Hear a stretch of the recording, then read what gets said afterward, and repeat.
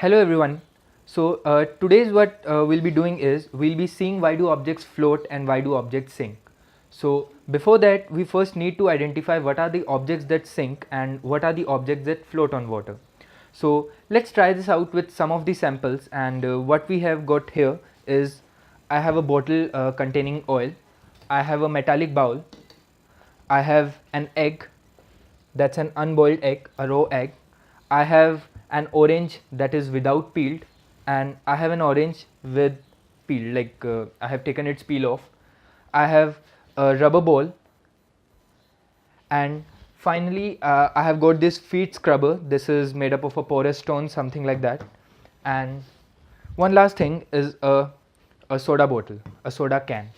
So I have got these 8 materials over here. So now you can switch on your brains and you can see which objects do sink and which objects do float. So here we have a tub of water. The water is filled till brim. You can see that. So we'll be performing these activities and we'll be seeing whether the substance sinks or float in water. So the first one I'm starting off with this is a rubber ball. So let's see if it sinks or floats in water.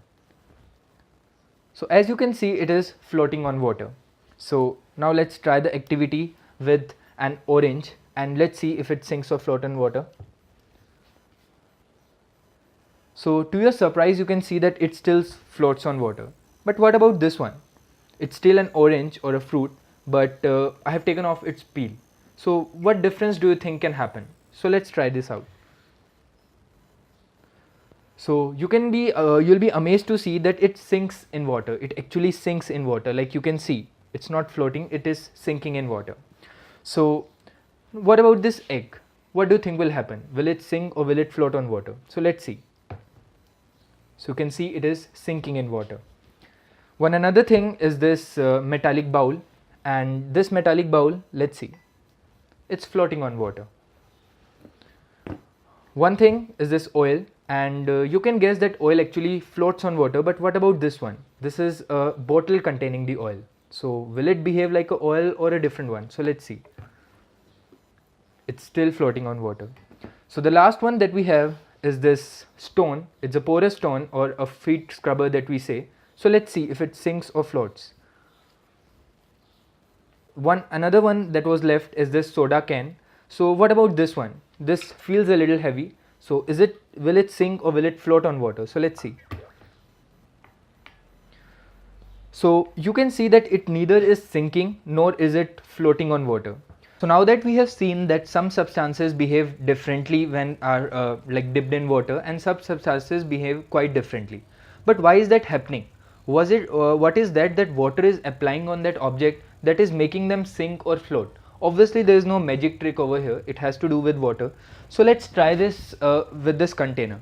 So what I have is I have this container, but I have a little hole at the bottom of this container. As you can see, there's a hole inside.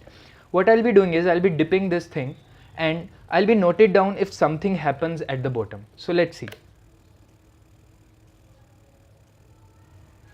So if you can observe, the water is sprinkling out from the bottom. So it suggests something that the water is applying some force at the bottom of this, and the water is actually applying a force in upward direction. So if that is understood, then here's the time that we'll bring our teaching aid and make it a little more simpler to understand. So here's a little description of this teaching aid. It consists of a spring balance that actually tells you the weight of any object. So if this is the iron bob that I'm interested in, so if I suspend it over here, so you can see it is weighing about 190 grams, or you can say 1.9 newtons. So that is actually the weight of this bob. Another thing that we have over here is this platform, where if I put anything, let's say this beaker or the glass of water, and if I change the position of the knob, it is actually changing the position of the this glass. So what I'm interested in finding is, I'm interested in seeing the weight of this bob when it is in air, and I'm interested in seeing the weight of this bob when it is immersed in water. So let's see. So when it is in air, you can see it is around 190 grams. So I'll slowly increase its height.